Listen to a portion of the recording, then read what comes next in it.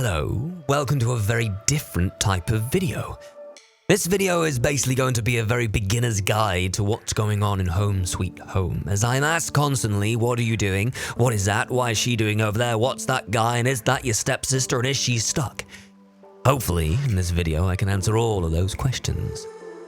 So, sit back, take some notes, and if you enjoyed this video, give it a like.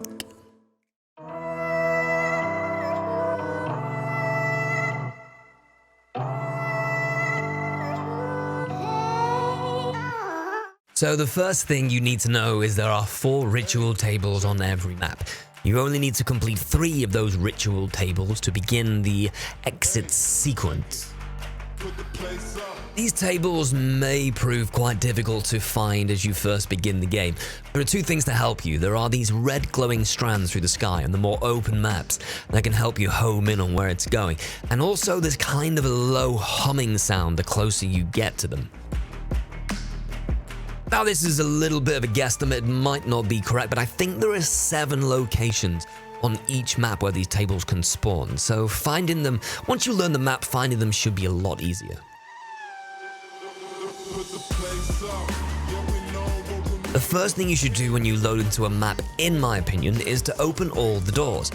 Doors are kind of like resources in this game, and every time you close a door, the killer can break the door and the door is gone for good, and they're only a limited amount, and if they start closed, so the killer can instantly start breaking them, removing your resources, and it becomes a little bit of a race. The next up is chests. There are 2 types of chests on each map. The first one is a very plain normal mechanics kind of red toolbox where you can get items to help heal yourself, fight the killer, or escape the killer. Second type of box is the much more important one. It's the chest that's going to help you escape. It contains 2 items, incense and a nail. Once you've got your incense, head over to the first table, press the action button and start the ritual process. But be warned, you may receive skill checks and missing these will regress your progress and alert the killer to your whereabouts. Incense complete, now all you need is a nail. Find your second ritual box, grab it, back to the ritual table and apply directly to the forehead. Once these 2 things are done, it's prayer time, baby. This is quite a lengthy process. There can be 3 survivors on 1 table at a time. The absolute best thing about this part is your FOV. The game stops you being able to look over your shoulder, so basically you're praying while pooping your pants, knowing that Billy No Knob could show up any second and smash your back doors in.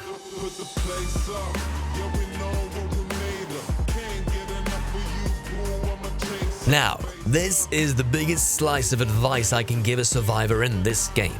99% your rituals.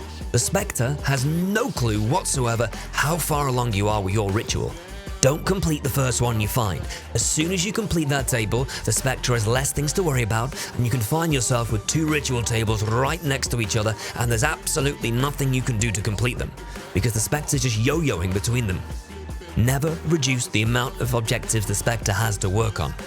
So, 99% your ritual tables, let people know in the chat, then you can find your next 2 tables, 99% them, and then pop all 3 at once and run off into the sunset with the biggest shit-eating grin plastered all over your face.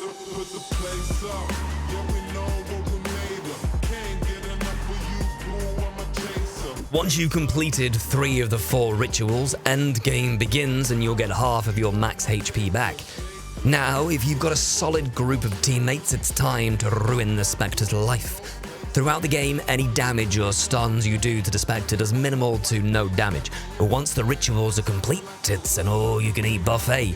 They now take 100% damage. So, you can either attempt to murder them, or you can make your way to the exit gates. They look like stone closets, and there's a timer in the top left-hand corner. Each gate will open one at a time. Again, this is a bit lame, but you can 99% the exit gates too. So you can go back in, fight the killer. If it ain't going too well, you can then make a run for it and hop out to the 99% gate.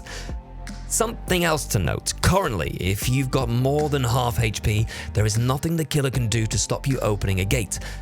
I expect this to change in the future, but it's something to bear in mind for now. You can just open the gate in the killer's face while he just stands there and cries. What else have I got for you? Some general tips. Always empty your toolboxes. If you leave the item in the toolbox, it will disappear when the box resets. But take them out even if you don't want it, and you can drop in the open by pressing G. Marking items. Just pressing spacebar, especially on ritual boxes and heals. Letting your teammates know where items are is so important. So many times I find myself walking around the map like an idiot because my teammates haven't marked a single thing. It's important not to waste too much time. Okay, hopefully this has armed you with all the basics on how to survive in Home Sweet Home. Anything you think I've missed or more great tips, let me know in the comments and maybe we can make another. So until next time, good morning, good afternoon, good evening, and good night.